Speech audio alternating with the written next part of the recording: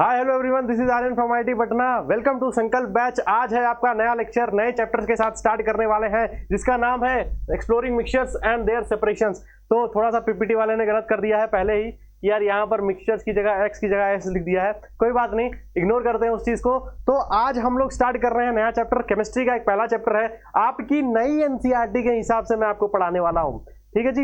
नया एनसीईआरटी के हिसाब से आपको सब कुछ दिखाया जाएगा और इस चैप्टर को हम लोग 4 से 5 लेक्चर में खत्म करेंगे। तो स्टार्ट करते हैं एक जोश के साथ, और साथ ही साथ एक नोट्स का कॉपी ले लो, अपने साथ पेन ले लो और आराम से बैठ के लेक्चर को देखो, लेक्चर को समझो। एक एक चीज मैं तुमको यहाँ पर समझाने की कोशिश करूंगा। तो देखो भैया, यहाँ पर बात हो रही है कि exploring mixtures and their separations. तो यहाँ पर सीधी बात पता चल रही है कि भैया हम लोग थोड़ा सा मिक्सचर के बारे में पढ़ने चाहते हैं, और उन मिक्सचर जब हो जाएगा तो उसको हम सेपरेट करने की जो जो टेक्निक्स होगी वो सीख पढ़ेंगे। तो मैं कहूंगा हाँ भैया, यही हम इस चैप्टर में होलसोल पढ़ने वाले हैं। तो एक बार एक चीज ये बताओ कि सबसे पहले हम मिक्सचर को समझते हैं। मिक्सचर को समझने से पहले हम मैटर को समझते हैं। मैटर क्या होता है? देखो, तुमने छोटी क्लास में मैटर के बारे में पढ़ा होता कि भैया मैटर वही चीज होती है जिसको हम टच कर सकते हैं, जिसको हम फील कर सकते हैं, ठीक है, जो एग्जिस्ट करती है। तो ये तो हमको पता है कि हाँ ठीक है, मैटर होता है। अब मैटर की दो प्रॉपर्टीज होती है, दो तरीके के मैटर होते हैं। पहला प्योर सब्सटेंसेस होते हैं और दूसरा होता है इम्प्योर सब्सटेंस। मतलब कि मैटर जो है वो प्योर तरीके से भी अवेलेबल है और इम्प्योर तरीके से भी अवेलेबल है। जो प्योर अवेलेबल है, प्योर तरीके से अवेलेबल है, उसको तो हम प्योर सब्सटेंसेस बोल देते हैं, ठीक है। जैसे कि आपका कोई मेटल हो गया, वो प्योर तरीके से अवेलेबल है, ठीक है। और भी जैसे पानी है, वो भी प्योर होता है, हालांकि वो प्योर इम्प्योरिटी होती है पानी के अंदर, लेकिन हम पानी को कह सकते हैं कि एक नेचुरल एलिमेंट है जो कि प्योर फॉर्म में अवेलेबल है, ठीक है। बट इम्प्योर सब्सटेंसेस की अगर बात करें तो उसमें आता है आपका मिक्सचर्स, ठीक है। उसमें आता है आपका मिक्सचर्स की। यार इम्प्योर सब्सटेंस मतलब नाम से पता चल रहा है कि उसके साथ कुछ ना कुछ मिश्रण हुआ होगा, और जब मिश्रण हुआ होगा तो वहां पर आ जाता है मिक्सचर्स आपका। तो सिंपल सी बात यह है कि हम इस पूरे चैप्टर में आपकी मिक्सचर्स के बारे में पढ़ने वाले हैं, ठीक है भाई। आगे बढ़ते हैं, आगे बढ़ते हैं। तो सबसे पहले हम लोग मिक्सचर के बारे में पढ़ते हैं कि मिक्सचर होता क्या है। एक्चुअली तुमको पता है, किसी चीज का घोल बनाते हैं या किसी चीज को मिलावट करते हैं तो वो मिक्सचर होता है। सिंपल सी बात है, हिंदी में तो हमने सबको पता है, लेकिन इंग्लिश डेफिनेशन जो आपको एग्जाम के अंदर लिखनी है वो ये है कि a mixture is one which contains 2 और more different kinds of particles, जो कि एटम्स हो सकते हैं, मॉलिक्यूल्स हो सकते हैं, ठीक है। अब भैया ये क्या होता है? मतलब जब 2 और 2 से अधिक चीजों को हम जब मिलाते हैं तो हमारा मिक्सचर बन जाता है। तो मिक्सचर यहीं पर है कि मिक्सचर एक ऐसी चीज है जिसमें 2 या 2 से अधिक डिफरेंट काइंड ऑफ पार्टिकल्स को हम ऐड करते हैं और दूसरे साइड को मिलाते हैं, तो वो सिंपल मिक्सचर कहलाता है, ठीक है जी।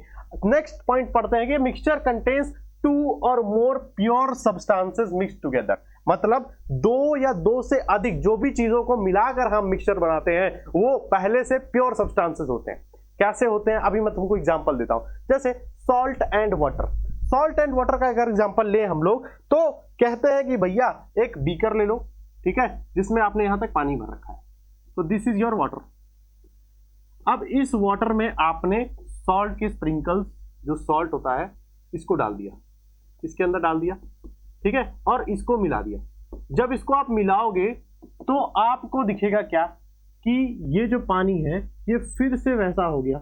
आपको लगेगा कि क्या, कि भैया सॉल्ट नहीं मिला हुआ है, आपको सॉल्ट नहीं मिला हुआ है। तो आप क्या कहोगे कि जो ये पानी ऐड किया आपने, यहां से जो आपने सॉल्ट ऐड किया वो एक तरीके से क्या है, प्योर सब्सटेंसेस।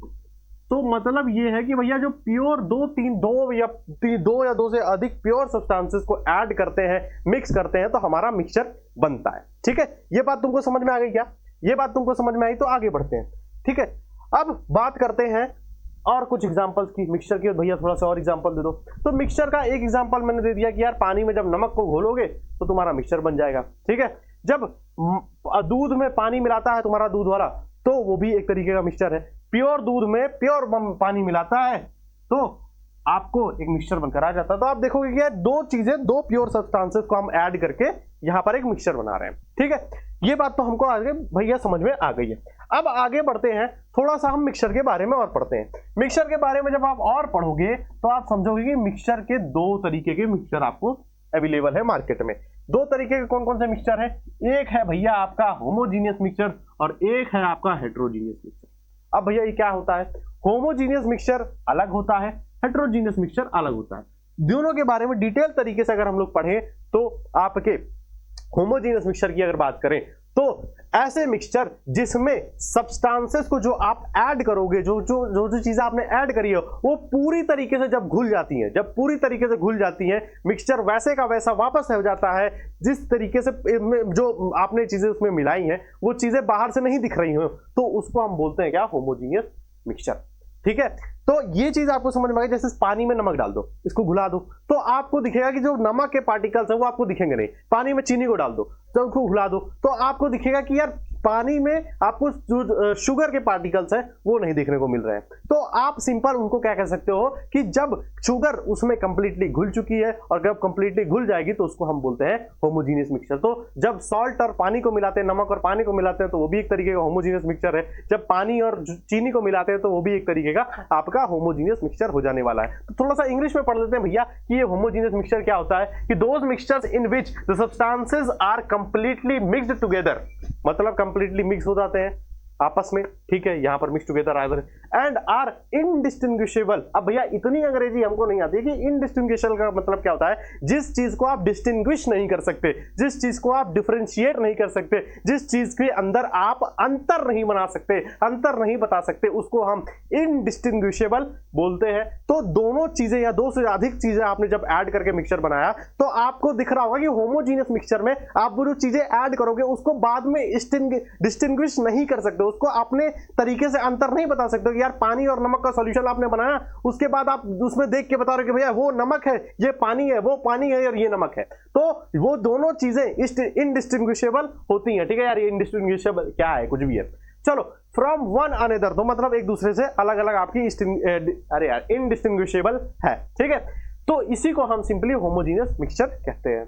ठीक है भैया, हमको ये बात समझ में आ गई कि यार होमोजीनियस मिक्सचर में ऐसी ऐसी चीजें होती है। अब क्या कह रहा है कि they are uniform in nature. भैया इसका क्या मतलब है, यूनिफॉर्म का मतलब क्या होता है? यूनिफॉर्म का मतलब ये होता है कि अगर आप हिंदी में समझोगे तो यूनिफॉर्म मतलब होता है कि एक जैसा। अगर आप यूनिफॉर्म का मतलब समझोगे तो वो होगा एक जैसा। हिंदी में लिख देता हूं एक जैसा, हिंदी राइटिंग मेरी अच्छी नहीं होती। ठीक है, एक जैसा मतलब कि आपके जो सब्सटेंसेस होते हैं वो हमेशा एक तरीके के रहते हैं, एक जैसे हो जाते हैं घुलने के बाद। ठीक है, तो बस सिंपल सा मतलब यही है। तो 2 पॉइंट 3 पॉइंट मैंने यहां पर लिख रखा है, तो अगर 3 मार्क्स में क्वेश्चन आ जाए तो आप लिख सकते हो, 5 मार्क्स में क्वेश्चन आ जाए तो बस कुछ नहीं, इसमें थोड़ा सा एग्जाम्पल है उसको बारे में और डिटेल तरीके से लिख देना। ठीक है, तो एग्जाम्पल क्या है, शुगर एंड वाटर मैंने बताया, चीनी और पानी को घोल दो, वो एक तरीके का होमोजेनियस मिक्सचर है। विनेगर, अब ये विनेगर जो है ये आपके एनसीईआरटी में एडेड है। विनेगर का मतलब ये है कि जो घर में आप सोडा यूज करते हो या विनेगर यूज करते हो, जो आप घर में विनेगर यूज करते हो, आप बहुत सारे नूडल्स बनाने में या दूसरी चीजें ऐड करने में, वो आपके 2 चीजों से बनता है।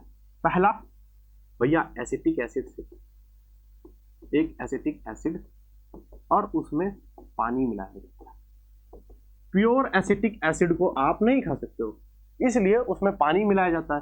तो आपने देखा होगा जो विनेगर की बोतल होती है उसके अंदर आपको ये नहीं दिखता कि यार कुछ अलग चीजें मिक्स हैं, आपको एकदम पानी जैसा ही वो चीज लगता है। तो इसका मतलब ये है कि आप यहां पर भी डिस्टिंग्विश नहीं कर पा रहे हो, तो वो एक तरीके का आपका होमोजीनियस मिक्सचर है। तो इसको हम क्या बोलते हैं कि भैया ये एक होमोजीनियस मिक्सचर रहने वाला है, होमोजीनियस मिक्सचर रहने वाला है। ठीक है, ठीक है भैया, आगे एक और एग्जांपल लेते हैं। एक और एग्जांपल क्या, सोडा। सोडा बोले तो आप जो कोल्ड ड्रिंक पीते हो मार्केट में जाकर, आपने कोल्ड ड्रिंक पी रखी होगी, तो कोल्ड ड्रिंक में आपने जब उसकी बोतल ओपन करी होगी, कोल्ड ड्रिंक की बोतल जब आपने ओपन करी होगी तो एक फिश का साउंड आता है, एक फिश का साउंड आता है। वो सिंपली क्या होती है, कार्बन डाइऑक्साइड, वो कार्बन डाइऑक्साइड होती है। सिंपल सी बात यह है कि जो आपकी कोल्ड ड्रिंक होती है, जो आपकी कोल्ड ड्रिंक होती है या आपका सोडा हो गया, इसमें कार्बन डाइऑक्साइड ऐड होती है, CO2 ऐड होती है। ठीक है, CO2 को ऐड किया जाता है। CO2 को जो एक्स्ट्रा फ्रेशनेस आती है ना, वो CO2 से आती है। तो आप क्या उसमें ये चीज बता सकते हो कोल्ड ड्रिंक में कि यार ये कार्बन डाइऑक्साइड दिख रहा है मेरे को, ये कोल्ड ड्रिंक है, कोल्ड ड्रिंक का सोल्यूशन है और ये कार्बन डाइऑक्साइड है, तो नहीं दिखेगा आपको, वो चीज नहीं दिखेगी। मतलब क्या कि आप वहां पर भी दोनों को डिस्टिंग्विश नहीं कर पा रहे हो। तो क्या वो एक एग्जांपल है होमोजीनियस मिक्सचर का? तो आप कहोगे हाँ सर, वो होमोजीनियस एग्जांपल है, होमोजीनियस मिक्सचर का एक एग्जांपल रहने वाला है। तो कार्बन डाइऑक्साइड को जब पानी में मिलाया जाता है तो वो आपकी सोडा होती है।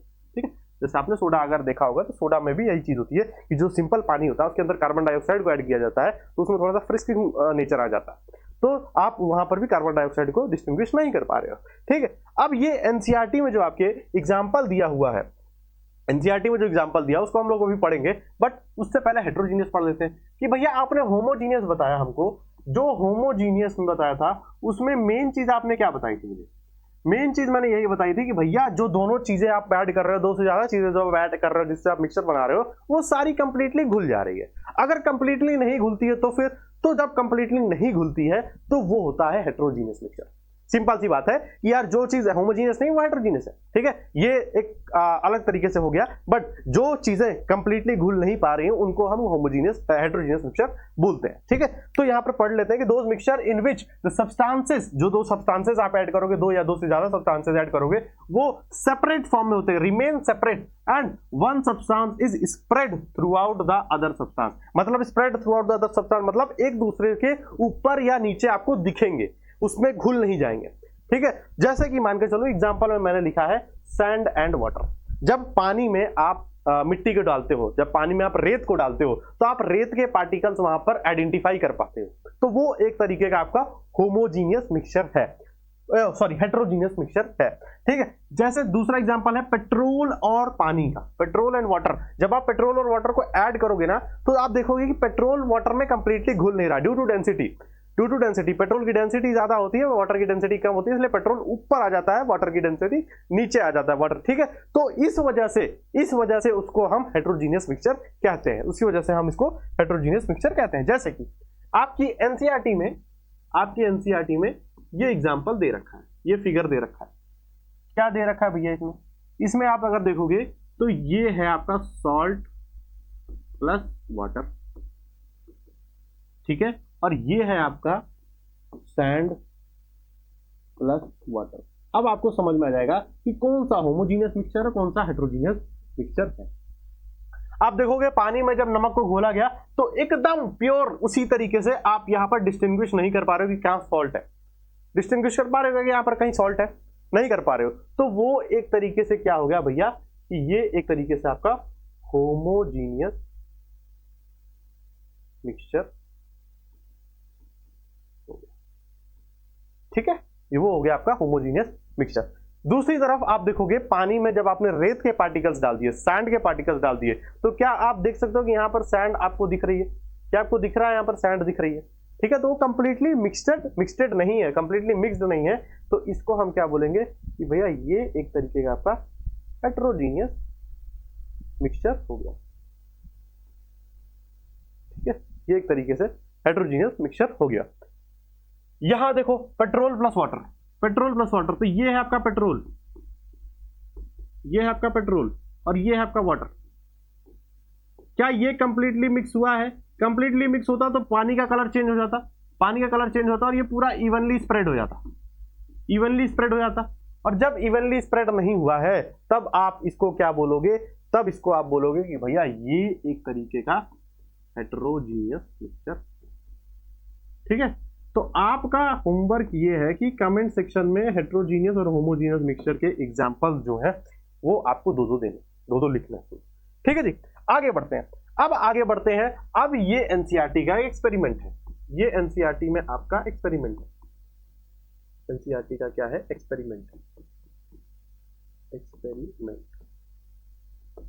एक्सपेरिमेंट वगैरह क्यों पढ़ना जरूरी है, क्योंकि देखो अब एनसीईआरटी केस बेस्ड क्वेश्चन पूछती है, सीबीएसई आपका केस बेस्ड क्वेश्चन पूछती है, और आपका ये क्या बोलते हैं कॉम्पिटेंसी बेस्ड क्वेश्चन पूछती है। तो यार उतना हम लोग पढ़ने से अच्छा ये है कि एनसीईआरटी के एक्सरसाइजेस पढ़ लेते हैं, एनसीईआरटी के एक एग्जांपल्स को पढ़ लेते हैं, एनसीईआरटी के एक एक्सपेरिमेंट्स को पढ़ लेते हैं। तो यार सिंपल सी बात ये है कि एनसीईआरटी में आपके 3 चीजों के पानी को मिलाया गया। पहला कि सिंपल सॉल्ट और वाटर को ऐड किया है पहले केस में, दूसरे केस में आपका चॉक पाउडर, जो आपका चूना होता है, इसको ऐड किया गया है पानी के साथ, और तीसरे में पानी और दूध को ऐड किया गया है, तो जब आप देखोगे तो ये एक तरीके का होमोजीनियस मिक्सचर है, तो इसको आप होमोजीनियस लिख देते, ठीक है। चॉक पाउडर को जब आप ऐड करोगे तो एक तरीके से ये हेट्रोजीनियस मिक्सचर हो जाएगा, और जब आप पानी में दूध को मिलाओगे तो ये एक तरीके से होमोजीनियस मिक्सचर हो जाएगा, ठीक है। ये बात तो हमको समझ में आ गई सर। अब आप अगर यहां से लेजर लाइट डालते हो और यहां पर लेजर स्पॉट करते हो तो आपको लगेगा, आपको क्या दिखेगा कि जो होमोजीनियस मिक्सचर है उसमें लाइट जैसी की जैसी आ रही वैसी की वैसी गई है, जैसी की जैसी आई है वैसी की वैसी गई है।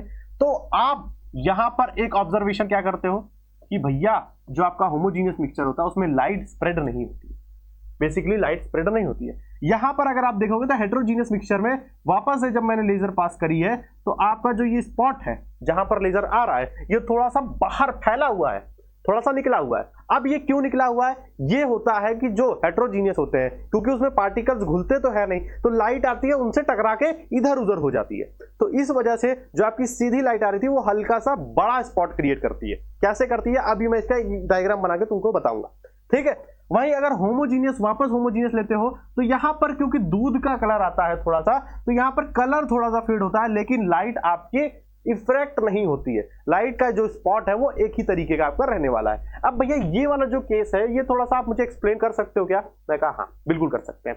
मानकर चलो कि ये आपका एक बीकर है, ये आपका एक बीकर है, ठीक है। एक बार मैं बना लेता हूं फिर बताता हूं। यस, ठीक है, ये आपका एक बीकर है, ठीक है, ये आपका एक बीकर है।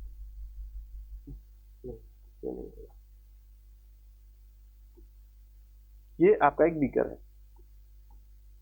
मानकर चलो कि भैया ये आपका बीकर है, ऐसे ले लो, ठीक है। अब इस बीकर में आपको क्या रखना है? सिंपली हेटेरोजीनियस मिक्सचर रखना है। तो हेटेरोजीनियस मिक्सचर के लिए आप एक काम करो, सैंड ले लो और इसमें सब पानी में घोल दो। तो सैंड प्लस वाटर आपने ले लिया, सैंड प्लस वाटर अगर आपने ले लिया फिर आप एक काम करो इसमें ऐड करो। तो जब पानी में आप सैंड को ऐड करोगे तो हल्का हल्का सैंड के पार्टिकल्स आपके दिखेंगे, यहाँ पर हल्का हल्का सैंड के पार्टिकल्स आपको दिखने वाले हैं। तो आपको यहाँ पर देखो सैंड के पार्टिकल्स दिख जाएंगे, ठीक है। अब एक काम करो, आप यहाँ से एक लाइट मारो, यहाँ से आप एक लाइट मारो। अब लाइट आई, सीधी सीधी आएगी, लाइट सीधी सीधी आएगी। मानकर चलो यहाँ पर क्योंकि सॉल्ट के पार्टिकल्स हैं तो किसी एक सॉल्ट पार्टिकल से आकर वो टकरा गई, किसी एक सॉल्ट पार्टिकल से आकर वो लाइट टकरा गई। तो आपको पता चलेगा कि लाइट थोड़ी सी डिफ्यूज हो गई, लाइट थोड़ी सी पाथ चेंज कर लिया।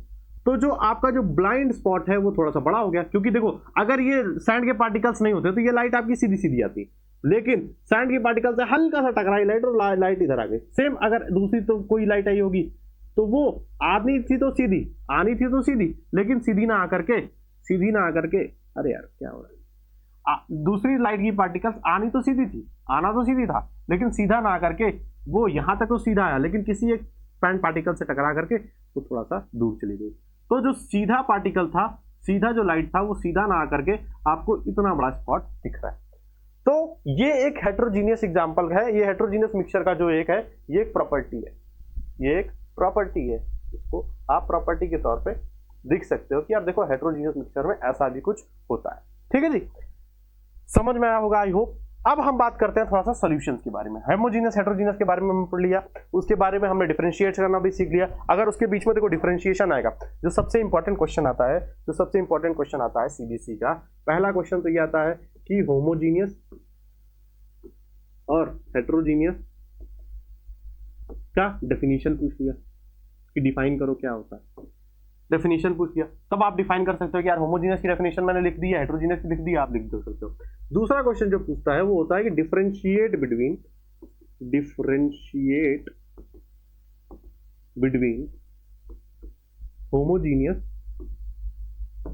एंड हेटेरोजीनियस मिक्सचर, ठीक है। होमोजीनियस और हेटेरोजीनियस मिक्सचर के बीच में डिफरेंशिएशन पूछ रखा है। तो ये दोनों क्वेश्चन के आप जो आंसर हैं, इसके दोनों के जो आंसर हैं वो आप पीछे वाली स्लाइड्स में देख सकते हो, ठीक है जी। बाकी अगर स्लाइड्स का डाउनलोड करना होगा तो व्हाट्सएप चैनल और टेलीग्राम चैनल पर ज्वाइन कर लेना, वहीं पर आपको मिल जाएगा। आगे बढ़ते हैं, हम सॉल्यूशंस की बात करते हैं। भैया सॉल्यूशंस क्या होता है? सॉल्यूशंस भी एक तरीके का होमोजीनियस मिक्सचर होता है, ठीक है। सॉल्यूशन भी एक तरीके का होमोजीनियस मिक्सचर होता है। तो यहां पर क्या लिखा है कि solution is a homogeneous mixture of 2 और मोर सब्सटेंसेस। तो सॉल्यूशन 2 और मोर सब्सटेंसेस को जब हम ऐड करते हैं, इसका एक होमोजीनियस मिक्सचर बनाते हैं, तो वो एक सॉल्यूशन कहलाता है, सिंपली सॉल्यूशन में आपकी दो चीजें होती हैं। जैसे अगर आप देखो, अगर आप पानी और चीनी के जो पार्टिकल्स होते हैं, चीनी को अगर आप पीस लोगे, उसको छोटे छोटे पार्टिकल्स में कर लोगे और सॉल्ट के छोटे छोटे पार्टिकल्स ले लोगे, दोनों को ऐड कर दोगे, दोनों को जब मिक्स कर दोगे, जब आप दोनों को मिक्स करने के बाद देखोगे कि आप उसमें डिफरेंशिएट नहीं कर पा रहे हो, बट जब आप डिफरेंशिएट नहीं कर पा रहे तो क्या आप उसको कह सकते हो कि वो होमोजीनियस मिक्सचर है? तो आप कहोगे हाँ सर, होमोजीनियस मिक्सचर तो है, होमोजीनियस मिक्सचर तो है। बट अब वहीं अगर आप पानी में चीनी को घोलते हो या पानी में नमक को घोलते हो, तब आप देखोगे क्या कि वो भी एक तरीके का होमोजीनियस मिक्सचर है, वो भी एक तरीके का होमोजीनियस मिक्सचर। बट वहां पर एक डिफरेंस आता है कि वो जो होमोजीनियस मिक्सचर है वो लिक्विड फॉर्म में होता है, पहली चीज तो ये, और पानी की क्वांटिटी ज्यादा होती है, नमक की क्वांटिटी कम करते हो आप लोग। अगर आपने ध्यान से समझा होगा तो कि पानी आप ज्यादा डालते हो, नमक थोड़ा कम डालते हो, उस तरीके से आपका वो सोल्यूशन कहलाएगा।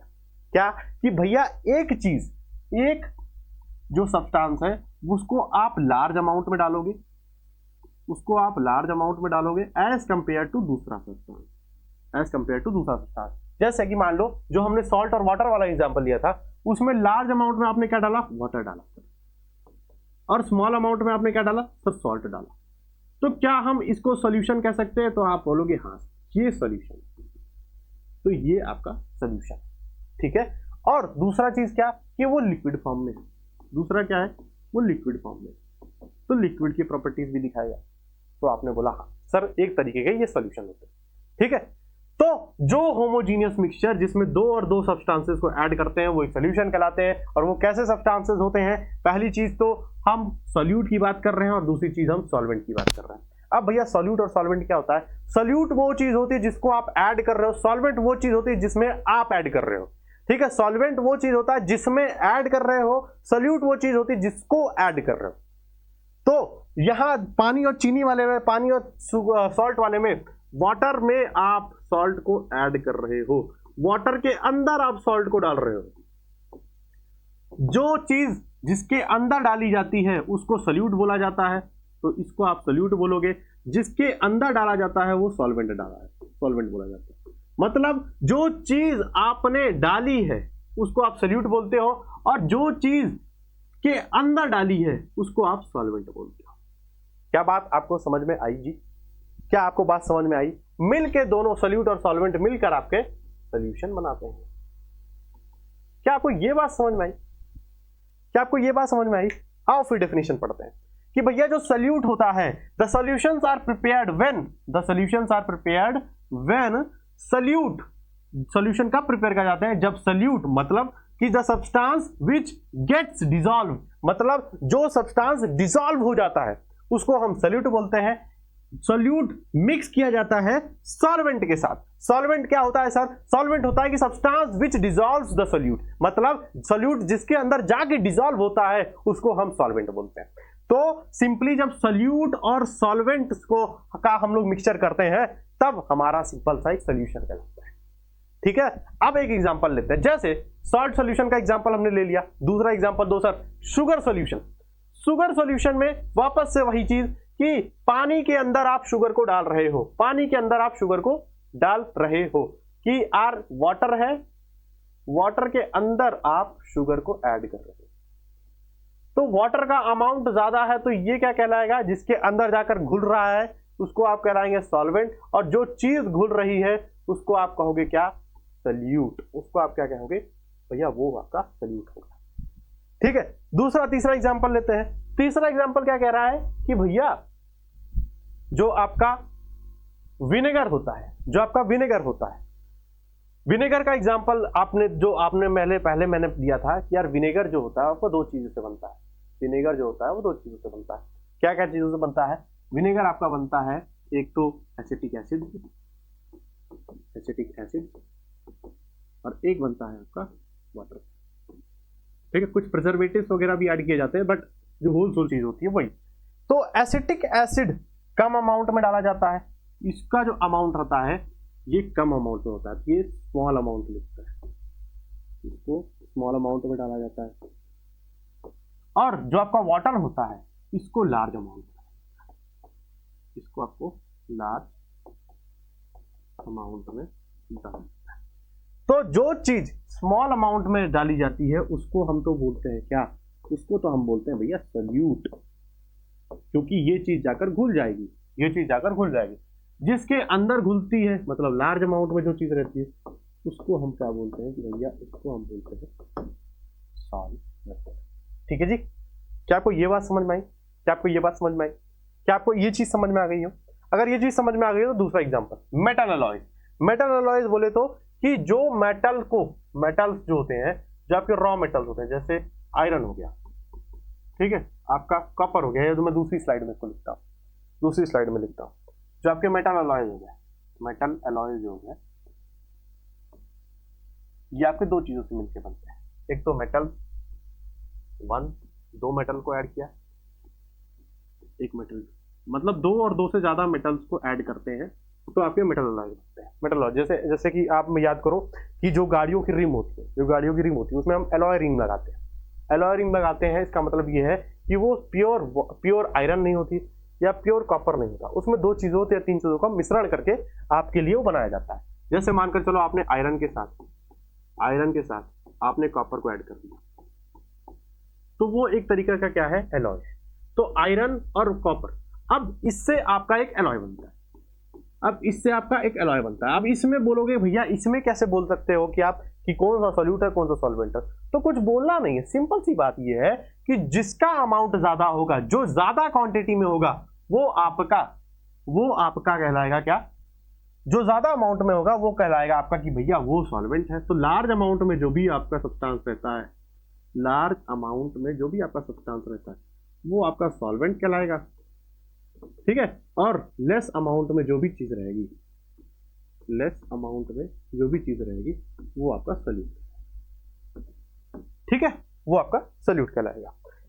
तो बात आ गई अब सॉल्यूशन की प्रॉपर्टीज की। भैया अब सॉल्यूशन की प्रॉपर्टीज बताओ। सॉल्यूशन हमने समझ लिया, अब सॉल्यूशन की कुछ प्रॉपर्टीज होती है। पहला प्रॉपर्टी एक एक करके पढ़ते हैं कि the important characteristic property of solution और true solution are as follows, ठीक है। सॉल्यूशन की पहली प्रॉपर्टी जो होती है कि एक सॉल्यूशन एक होमोजेनियस मिक्सचर होता है, ये तो हमको पता है कि भैया जो सॉल्यूशन होता है वो आपका होमोजेनियस मिक्सचर होता है।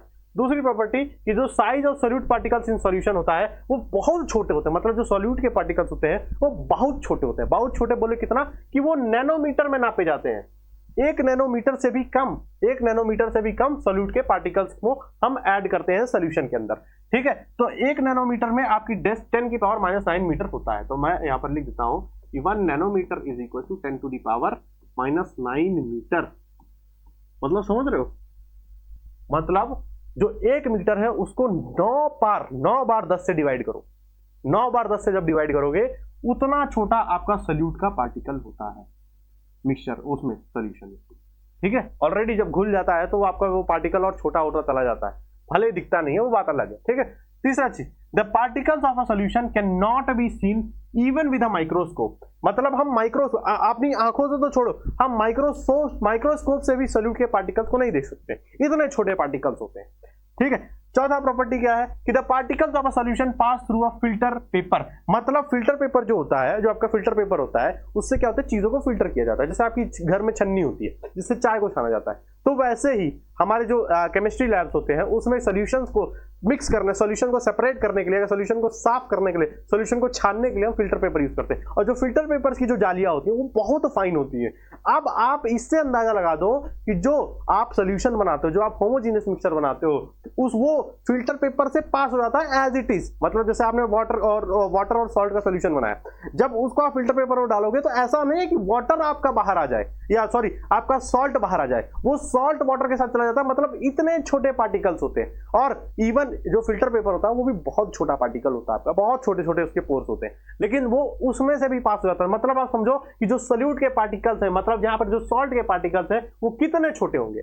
तो यहां पर सिंपल सी बात यह है कि जो सॉल्यूशन के पार्टिकल्स होते हैं वो पास कर जाते हैं फिल्टर पेपर से। So a solution can not be separated by filtration. मतलब फिल्ट्रेशन प्रोसेस से तो सॉल्यूशन को आप सेपरेट नहीं कर सकते। फिल्ट्रेशन बोले तो यार हमने वो लगा दिया, क्या बोलते हैं, छन्नी यूज कर दी, हमने वो यूज कर दिया, क्या बोलते हैं हम, आपका फिल्टर पेपर यूज कर दिया। तो फिल्ट्रेशन की कोई भी टेक्निक से आपके जो सॉल्यूट के सॉल्यूशन है वो सेपरेट नहीं किया जा सकता। पांचवा पॉइंट ये है कि the solutions are very stable. मतलब कि ये बहुत ही ज्यादा स्टेबल होते हैं, रिएक्टेड नहीं होते, बहुत ज्यादा रिएक्ट नहीं करते किसी से। दूसरी चीज, the particles of solute present in solution do not separate out on keeping, मतलब बाहर आप छोड़कर रख दो। ऐसा नहीं है कि पानी और नमक को आप बाहर छोड़ दोगे तो पानी अलग हो जाएगा, नमक अलग हो जाएगा। हालांकि बात अलग है, जो पानी है वो इवेपोरेट हो जाता है, पानी उड़ जाता है। तो अगर पानी में कम मात्रा में आपने सॉल्ट डाला होगा तो वो सॉल्ट लेके उड़ जाएगा। अगर सॉल्ट आपने ज्यादा डाल रखा तो सॉल्ट के कुछ पार्टिकल्स नीचे रह जाएंगे। बट ऐसा नहीं है कि आपने पानी और उसको ऐसे छोड़ दिया बिना धूप में, किसी ऐसे ही सिंपली छोड़ दिया तो अलग हो जाएंगे, या दोनों आपस में रिएक्ट करके एकदम अलग अलग हो जाएंगे। वो बहुत ही ज्यादा स्टेबल हो जाते हैं सॉल्यूशन बनने के बाद, और वो आपस में छोड़ो दूसरे से भी जाकर नहीं रिएक्ट करते हैं कभी कभी केसेस में। ठीक है। दूसरा, a true solution does not scatter light, मतलब जो आपने स्कैटरिंग ऑफ लाइट पढ़ा था, हमने ये आपने स्कैटरिंग ऑफ लाइट यहां पर पढ़ा था। देखो मैंने आपको स्कैटरिंग ऑफ लाइट पढ़ाई थी, ये लाइट की स्कैटरिंग थी, मतलब लाइट यहां पर आकर के स्कैटर हो जा रही है, ये पार्टिकल्स में आकर स्कैटर हो जा रही है। बट ये कब स्कैटर हो रही है, ये कब स्कैटर हो रही है, यहां पर आपने स्कैटरिंग पढ़ी थी। ठीक है, ये कब स्कैटरिंग हो रही है, in the case of heterogeneous mixture, मतलब हेट्रोजीनियस मिक्सचर में आपकी लाइट जो होती है वो स्कैटरिंग करती है, लाइट स्कैटर करती है। बट अगर आप होमोजीनियस मिक्सचर की बात करते हो तो होमोजीनियस मिक्सचर आपकी लाइट को स्कैटर नहीं करता है। ठीक है, this is because it's particles are very very small, तो जो पार्टिकल्स होते हैं वो बहुत छोटे होते हैं, उससे लाइट आकर टकराती का कोई चांस बनता नहीं है, और इस वजह से ये आपको स्कैटरिंग ऑफ लाइट नहीं दिखाता है। ठीक है, आई होप आपको ये बात समझ में आ गई होगी, आपको आज के सारे लेक्चर्स की बात समझ में आ गई होगी। पहले हमने मिक्सचर्स के बारे में पढ़ा। ठीक है, मिक्सचर में हमने दो चीजें पढ़ी, होमोजीनियस और हेट्रोजीनियस। फिर उसके बाद दोनों के एग्जाम्पल्स पढ़े, दोनों के एग्जाम्पल्स पढ़ने के बाद दोनों को प्रॉपर्टीज पढ़ी कि भैया क्या क्या होता है। जिसमें से हमने ये सीखा कि होमोजीनियस में आपका ये, जिसमें आपका होमोजीनियस जो होता है ये स्कैटरिंग ऑफ लाइट करवाता है, बट हेट्रोजीनियस में स्कैटरिंग ऑफ लाइट नहीं होती है। सॉरी, हेट्रोजीनियस में आपका स्कैटरिंग ऑफ लाइट होता है, होमोजीनियस में आपका। फिर हमने एग्जाम्पल्स पढ़े, फिर उसके प्रॉपर्टीज पढ़े, फिर हमने सॉल्यूशंस के बारे में पढ़ा। ठीक है, सॉल्यूशंस के बारे में पढ़ा, सॉल्यूशंस को हमने सॉल्यूशंस की प्रॉपर्टीज वापस से पढ़ी। ठीक है, सॉल्यूशंस क्या क्या प्रॉपर्टीज शो करता है। तो आई होप ये सारी बात आपको पहले लेक्चर में समझ में आ गई होगी। दूसरे लेक्चर में हम लोग पढ़ने वाले हैं कि प्रॉपर्टीज सॉल्यूशंस को, जो सॉल्यूशन का कंसंट्रेशन होता है, मतलब सॉल्यूशन कितने मात्रा में कितना अधिक कंसंट्रेटेड है, तो किस हिसाब से उसके सॉल्यूशन के कंसंट्रेशन होते हैं, वो सारी चीजें आपको समझ में आएंगी नेक्स्ट लेक्चर में। ठीक है, आज के लिए इतना ही बस। बाकी ये नोट्स डाउनलोड करना होगा तो आप टेलीग्राम चैनल ज्वाइन कर लो, नीचे डिस्क्रिप्शन में है। ठीक है, और व्हाट्सएप चैनल है, दोनों को ज्वाइन करके रख लो। और आज का संकल्प बैच वाले बच्चों के लिए होमवर्क ये है कि भैया आप एनसीईआरटी को रीड करके आ रहे हो नेक्स्ट लेक्चर में। ठीक है, एनसीईआरटी का पीडीएफ आपको टेलीग्राम पर मिल जाने वाला है। तो आई होप ये बात समझ में आ गई। बाकी किसी को कोई डाउट होगा तो कमेंट सेक्शन में एक बार जरूर बताना। मिलते हैं नेक्स्ट लेक्चर में, तब तक के लिए अपना ध्यान रखो, मस्त रहो, बाय।